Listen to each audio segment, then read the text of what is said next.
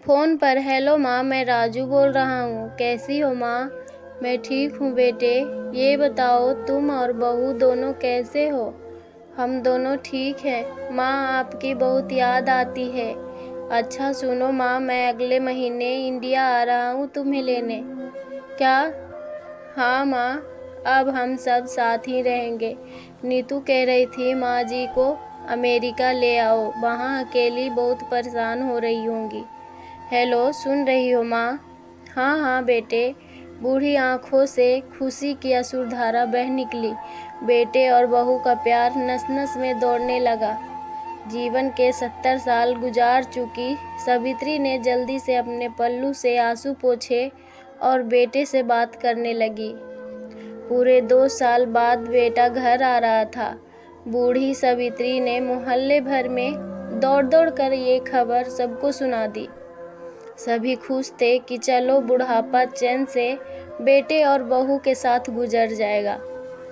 राजू अकेला आया था। उसने कहा कि माँ, हमें जल्दी ही वापिस जाना है, इसलिए जो भी रुपया पैसा किसी से लेना है वो लेकर रख लो, और तब तक मैं किसी प्रॉपर्टी डीलर से मकान की बात करता हूँ। मकान? माँ ने पूछा। हाँ माँ, अब ये मकान बेचना पड़ेगा, वरना कौन इसकी देखभाल करेगा। हम सब तो अब अमेरिका में ही रहेंगे।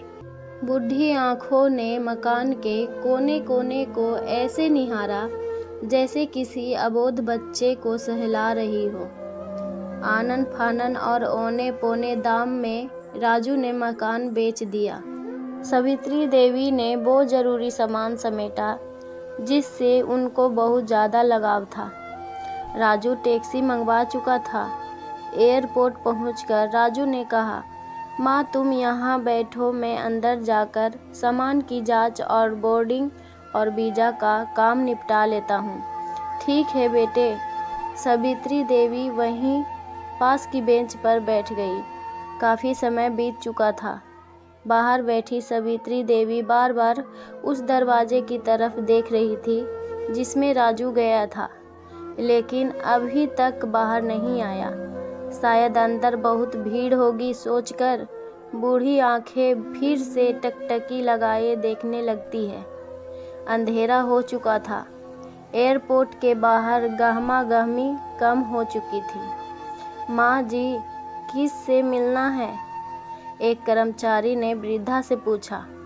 मेरा बेटा अंदर गया था टिकट लेने, वो मुझे अमेरिका ले जा रहा है, सावित्री देवी ने घबरा कर कहा।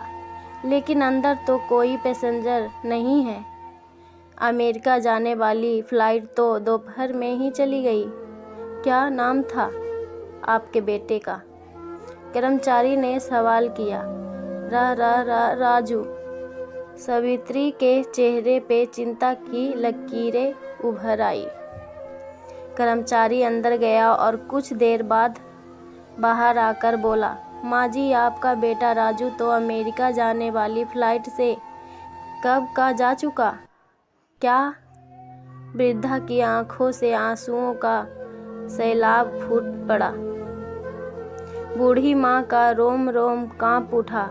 किसी तरह वापिस घर पहुंची जो अब बीत चुका था। रात में घर के बाहर चबूतरे पर ही सो गई। सुबह हुई तो दयालु मकान मालिक ने एक कमरा रहने को दे दिया। पति की पेंशन से घर का किराया और खाने का काम चलने लगा। समय गुजरने लगा। एक दिन मकान मालिक ने वृद्धा से पूछा, माँ जी, क्यों नहीं आप अपने किसी रिश्तेदार के यहाँ चली जाएं? अब आपकी उम्र भी बहुत हो गई, अकेली कब तक रह पाएंगी? हाँ, चली तो जाऊँ, लेकिन कल को मेरा बेटा आया तो यहाँ फिर कौन उसका ख्याल रखेगा?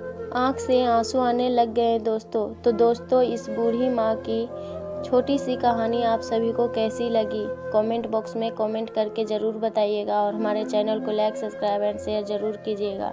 धन्यवाद।